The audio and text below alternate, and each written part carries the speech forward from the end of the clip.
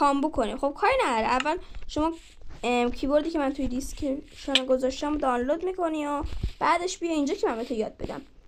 من یه کامبوی میخوام بهت یاد بدم که یکم سخته، ولی خب با یکم تمرین میتونی انجامش بدی. یکم تمرین نه، یکی دو ماه روش کار کنی مستر میشی. بیا فایت بده. اول شما به این صورت که میای اول وای میسید که اون به تو دمیج وارد کنه. نکن.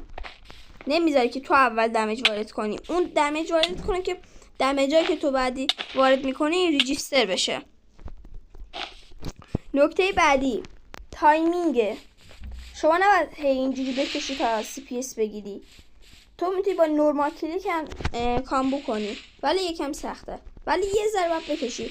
FPS تا حدود 15 باید بره، اونجی خیلی قشنگ میتونی کامبو کنی. یه فایت بده.